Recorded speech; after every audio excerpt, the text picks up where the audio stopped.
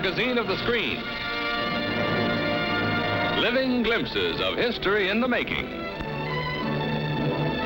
Presented as a public service by Standard Oil Company.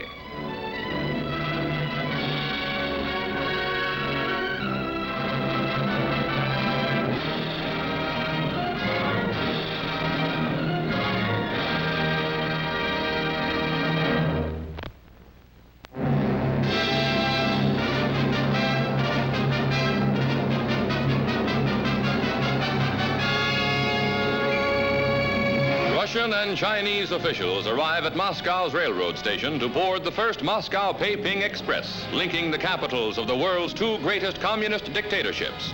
Passengers must have ticket, passport, and undoubtedly a good word from the secret police for the 9-day trip on the new train, which is sure to follow the Moscow-Peiping line. In West Berlin, refugees from the misery of Red tyranny in East Germany wind into relief stations in a never-ending, ever-swelling stream. A hot meal awaits them.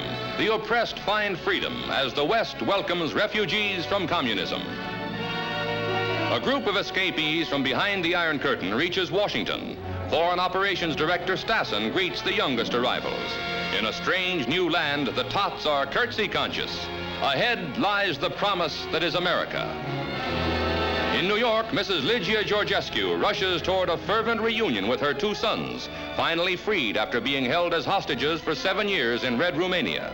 Together again, the Georgescus, Constantine, Peter, mother and father, know the blessings of freedom. Students and police clash in Lebanon's capital city of Beirut as communist intrigue reaches into the tense, explosive Middle East. The outnumbered officers struggle to subdue the students who are protesting reported American military aid. A Red-inspired riot rocks the hot strategic land of Lebanon. At the Arch of Triumph in Paris, French Premier Laniel is roughed up by communist demonstrators. Defense Minister Plevon is jostled too by the mob, denouncing the proposed European defense community. Fanned by red propaganda, passions flame and tensions mount in France. In Indochina, an aerial counterattack is mounted to save Dien Bien Phu, reeling under the most savage communist onslaught of the war. Over the surrounded garrison, ammunition, guns, and other supplies are dropped to the heroic defenders under orders to fight to the last man. Paratroops hit the Silk to reinforce the beleaguered fortress, strategic pawn in the biggest battle of the war.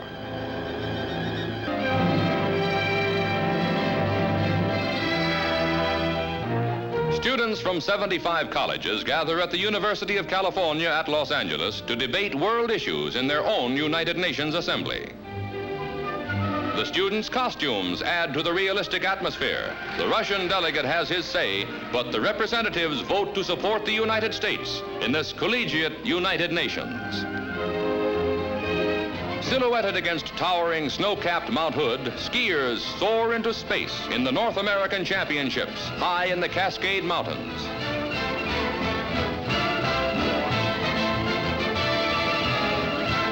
Spread-eagling the field and winging to a new hill record, a champion collegian, Billy Olson of Denver University.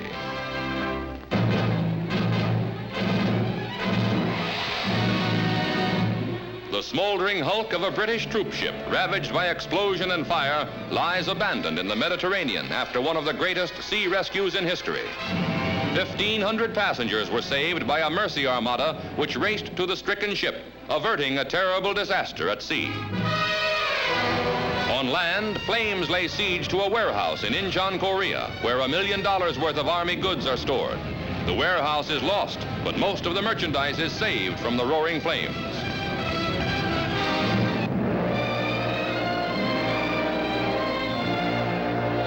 An aerial Noah's Ark, sponsored by the Church World Service Agency, is loaded with 1.5 million honeybees, desperately needed to pollinize and supply honey in war-torn Korea. 100 dairy goats are also making the trip as part of a continuing goodwill plan by American church groups to help restock the basic economy of stricken nations. An act of charity to a faithful ally. General Carter Magruder explains to the first Koreans to resettle north of the 38th parallel how this area will be divided into farms. Eventually, 20,000 families will find homes here. On land once torn by shell fire, they will reap a new harvest from the good earth. Arriving in New York, a choir of Korean war orphans sing How Do You Do?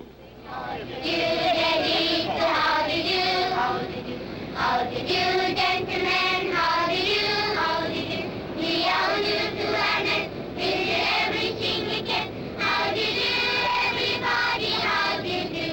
Once more. How do you do, ladies, how do you do, how do you do, how do you do, gentlemen, how do you do, we all do to learn it, we do everything we can, how do you do, everybody, how do you do. One more.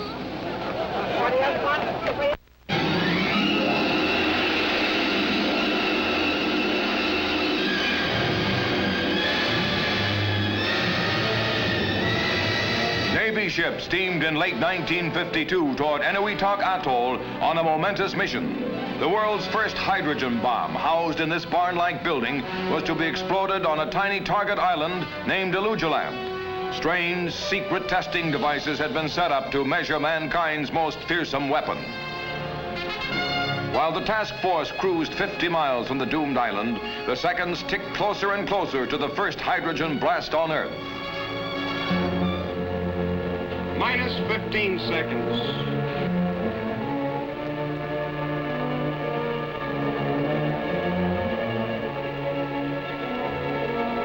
Minus 10 seconds. 9er, 8, 7, 6, 5er, 4, 3, 2, 1, team.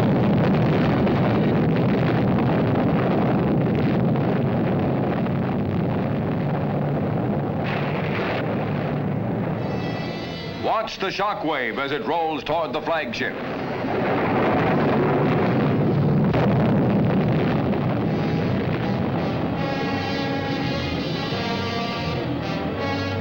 The fixed and boiling cloud surges to a height of 40,000 feet 2 minutes after zero. 10 minutes later, it has snaked skyward 10 miles. Observers fly toward the target center. The islands surrounding Elugelab have been swept almost clean by the fireball flare, which enveloped an area 3 miles wide in the twinkling of an eye. Elugelab is gone. Nothing there but a deep crater and water. From an island that once was, but is no more, out of an ugly mushroom cloud, mankind enters the hydrogen age, an era of danger, of challenge, of opportunity.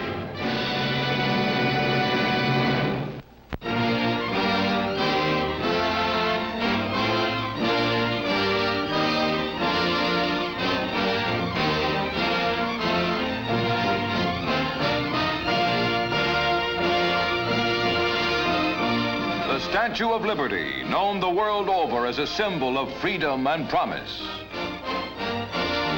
A gift from the people of France to commemorate their country's close bonds with the colonies during the Revolution, America's Lady of Liberty has stood faithful vigil in New York Harbor for nearly 70 years. Building the towering figure and transporting it across the Atlantic was a monumental task. An artist's sketch made in the 1870s reveals how the statue rose over the rooftops of Paris during its construction. The work was supervised by Frederick Auguste Bartholdi, brilliant French sculptor, who conceived the idea during a visit to New York. The hand and torch were sent to America in 1876 and shown at the Philadelphia Centennial Exposition, marking the 100th anniversary of the signing of the Declaration of Independence. Civil War veterans joined in the patriotic rallies held to raise funds for a pedestal for the statue. In 1885, work began on reassembling the figure, which had been dismantled in France for shipment to the United States in 210 packing cases. The head was completed last. Here, craftsmen working from the inside rivet copper sheeting over the framework of Liberty's 17-foot-high face. By the rocket's red glare, President Cleveland dedicated Miss Liberty in 1886. Today, her torch still throws out its beacon of welcome and hope to all who seek shelter in America. By ferry, more than 500,000 visitors journey each year to Bedloe's Island, on which the copper colossus stands. Countless thousands of youngsters have thrilled to their first glimpse of her. Mounted on a pedestal of concrete and granite, her body fashioned out of metal, she is still every inch a warm, inspiring symbol of man's faith in freedom. Bartoldi's mother was his model for liberty. Working from a 9-foot cast of her in plaster, he computed the dimensions of the proposed statue and constructed it in sections. A news magazine cameraman from the Torch films the New York City skyline more than half a mile away. 300 feet above the bay, here is a camera eye view of the tiny Bedloe's Island, once an army fort with 70 guns and a garrison of 350 men. Visitors can, if they wish, climb inside the statue to the head, which is 10 feet thick and will hold 30 persons. Past Liberty's gallant, ageless lady have come immigrants of all nations. They have found the meaning of the famous sonnet by Emma Lazarus. Mother of exiles, from her beacon hand glows worldwide welcome. Her mild eyes command the air-bridged harbor that twin cities frame. Keep ancient lands your storied pomp, cries she with silent lips. Give me your tired, your poor, your huddled masses yearning to breathe free, the wretched refuse of your teeming shores. Send these, the homeless, tempest-tossed, to me.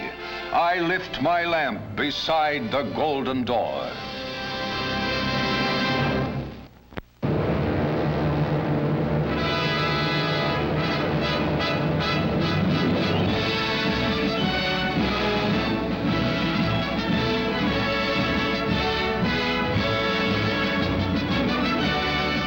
Granite Wright Brothers Monument, rising out of the sandy, wind-racked wastes at Kitty Hawk, North Carolina, marks the birthplace of powered Wright.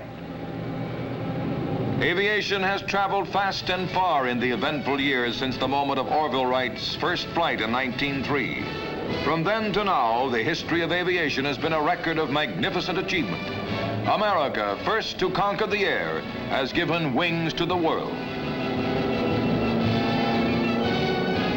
Old eyes can only marvel at new jets streaking man at supersonic speeds on his skyward course. The Wright brothers, Wilbur and Orville, they were first to master the invisible sea of swirls and currents, which seemed determined to batter down anything that tried to fly. Their story began, however, far from Kitty Hawk, in Dayton, Ohio, where they had lived since boyhood. Here, the Wrights, without even a high school education, were first gripped with the dream of building a machine that would fly. Daily, Orville and Wilbur were seen striding briskly along Hawthorne Street to and from their white frame house. Poring over every available book on the theory of flight, they lived in this typical turn-of-the-century American home. Its simple, modest setting reflected their tastes, revealing clues to the character of the two shy, obscure brothers. Yet in less than a decade of study and experiment, they were to solve a mystery which had challenged man for centuries. Down the street from their house was the Wright Cycle Company, where they sold, repaired, and later manufactured their own bicycles. Here, too, the brothers, who already had made hundreds of successful glider flights, built the world's first airplane. Night after night, they labored in their crude laboratory. When the odd little machine was finished, they went to barren, lonely Kitty Hawk to see if it would fly. The Wright brothers' hangar and workshop have been rebuilt in authentic detail.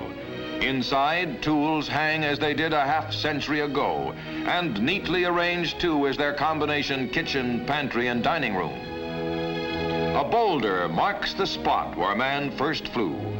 An early vintage airplane recalls that historic moment during the golden anniversary celebration of flight at Kitty Hawk. Billy Parker, one of America's pioneer airmen, prepares to take off in the sky flivver he built in 1915 and has been flying ever since. A relic of the past takes us back 50 years.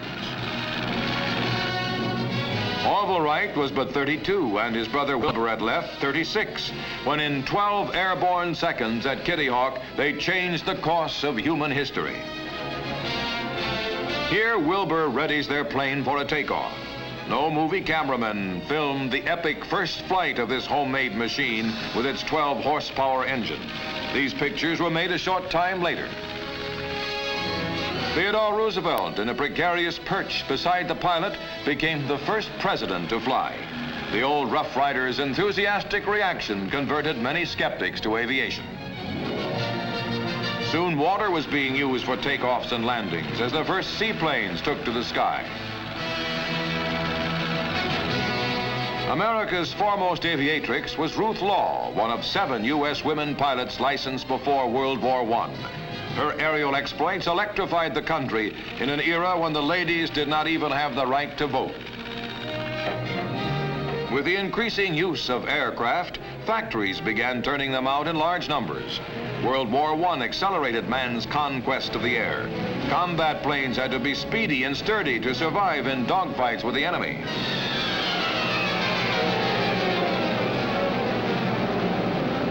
The first airmail service was an important development during the last year of the war. Army pilots flew the initial route from New York to Philadelphia and Washington. In 1919, Navy flying boats blazed an aerial trail across the Atlantic, starting a series of flights which were to change man's concepts of time and space. Billy Mitchell, a prophet before his time, believed bomb-carrying planes could sink naval ships. In 1921, he arranged an amazing demonstration of air power. Army planes dumped their bombs on obsolete battleships. Mortally wounded, one of the ships slid out of sight. The first naval vessel sunk from the air. The others followed soon after. Billy Mitchell was right. Commander Richard E. Byrd and Floyd Bennett launched a new era of geographical discovery with their first great polar exploration flight in 1926. Leaving Kings Bay, Spitsbergen, in a tri-motored transport, the 2 aerial adventurers flew to the North Pole, now below, and back in 16 hours. Many others were to follow the sky trails of the first man to fly over both the North Pole and the South Pole, Admiral Byrd. Charles Lindberg, seen with his mother, undertook aviation's most memorable flight in 1927. Ordering out his plane on a chilly May morning, the young airmail pilot announced his intention of flying from New York to Paris alone. With the spirit of St. Louis groaning under a tremendous fuel load, he barely cleared the power lines at the edge of the field. An excited throng surged over Le Bourget Airport in Paris, wildly cheering America's lone eagle. He had completed his historic 3,600-mile flight in 34 hours. On his return to America, New York gave Lindy a welcome that has never been equaled in the city's history.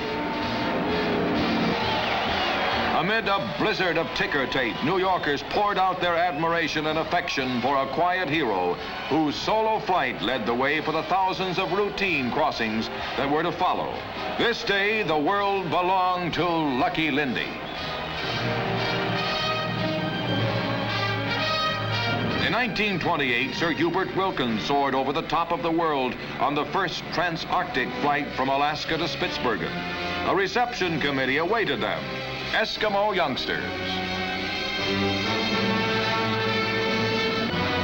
The late 20s produced the endurance flyers.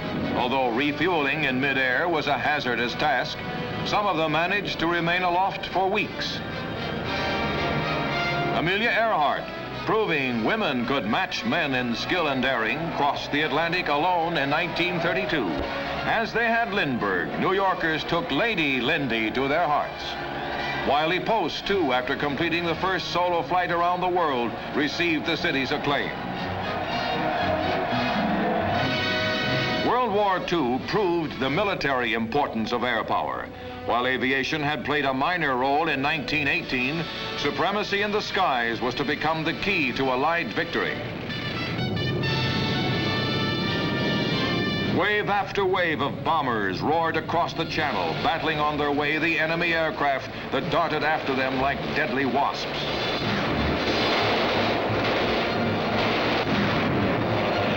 Rumbling on, the giant ships dropped their cargoes of devastation.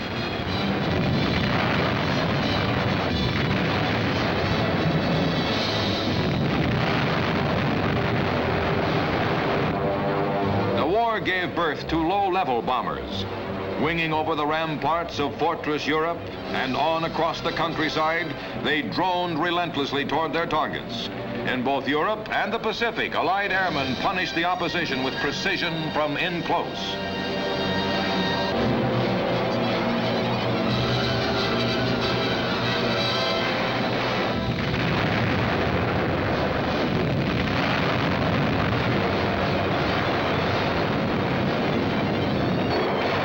Around the clock, the bombers carried out their dangerous missions, crippling the Axis nerve centers, proving in the garish glare of bursting bombs that the airplane, as a weapon of destruction, was awesomely effective. With war's end, propeller-driven aircraft yielded to jet-powered planes. Restless man had found a revolutionary new means of streaking still faster, higher, and farther. Inside a B-29 one day in 1953, Captain Charles Yeager, first man to break through the sound barrier, slid into a rocket-powered XS-1 snuggled against the mother plane. Dropping away under its own power, the skyrocket is soon plunging earthward at almost 1,400 miles an hour, twice the speed of sound, a world record. Refueled 4 times in flight, a B-50 has circled the globe non-stop. The Azores were first, Saudi Arabia next, and the Philippines third. A final refueling over Hawaii, then home again to Fort Worth. In an ever-shrinking world, the newest jet aircraft, like those used during the Korean War, are graphic evidence of the ambition, skill, and high courage with which man has pursued his journey toward the stars. Yes, we have come far since the Wright brothers' first flight at Kitty Hawk. Yet the future holds still many new challenges. Where now? What next in man's conquest of the skies?